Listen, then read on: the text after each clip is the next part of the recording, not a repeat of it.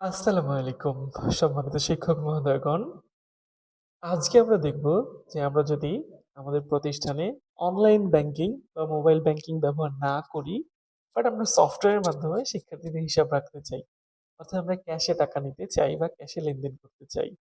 এরকম যদি কোনো পরিস্থিতি হয়, সেক্ষেত্রে আমরা কিভাবে আমরা আমাদের স্মার্ট ভার্চুয়াল সফটওয়্যারকে ব্যবহার করব। মূলত এটার জন্য আমরা ক্যাশপের একটা ফাংশন ব্যবহার করব।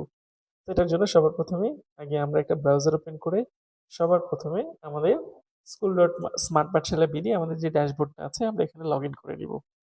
নেওয়ার পরে আমরা অ্যাকাউন্টসের এই পার্টটা ব্যবস্থাপনা করার জন্য সোজা চলে আসবো বিলিং এ এবং এখান থেকে ক্যাশ পেতে। এবং আমাদের অ্যাকাউন্টস মূলত এই পার্টটা নিয়ে অলওয়েজ ওপেন থাকবে। এবার কোনো শিক্ষার্থী যদি আসে তার বিল দিতে, আমরা সুন্দর করে তাকে জিজ্ঞেস করব, আপনার সন্তানের যে স্টুডেন্ট আইডিটা আছে আইডিটা বলেন। সেক্ষেত্রে স্টুডেন্ট আইডিটা সে যখন এখানে বলবে, তো আমি বেসিক্যালি একটা শিক্ষার্থীর আইডি নিচ্ছি আর কি, যার ডিউ আছে বকে আছে, এরকম একটা শিক্ষার্থীর আমি আইডি নিয়ে নিচ্ছি। এরকম আমার এই শিক্ষার্থীটার আমার বকে আছে, আমি তার আইডিটা নিয়ে নিলাম। Again back cash pay.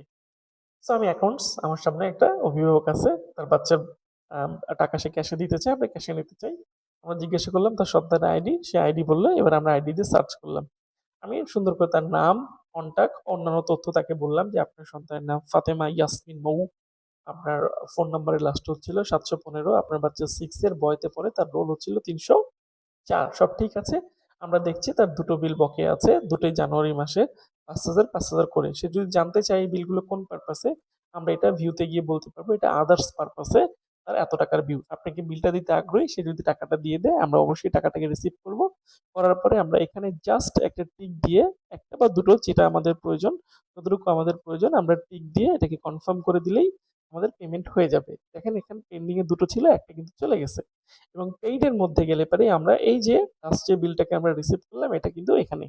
এবার এটাকে আমরা এই মানে প্রিন্ট অপশনে চলে গেলে পরেই আমরা এটার যে ভাউচারটা যেটা প্রিন্ট করে দিতে হবে এটা কিন্তু আমরা পেয়ে যাব।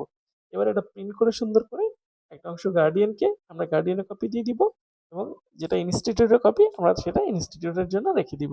তো এইভাবে চাইলে কিন্তু আমরা মানে মোবাইল ব্যাংকিং ব্যবহার না করেও ক্যাশের মাধ্যমে কিন্তু বেসিক্যালি আমাদের প্রতিষ্ঠানের বাচ্চাদের কালেকশনের কাজটা এটা করতে পারি, এবং ভাউচার লেখার কোনো ঝামেলা নাই। ঝনঝনভাবে দ্রুত সময়ের মধ্যে এটা করতে পারবো আমরা। সো আমি অবশ্যই অনুরোধ রাখবো মোর অ্যান্ড মোর এই ফিচারটাকে ব্যবহার করার চেষ্টা করবেন। ধন্যবাদ।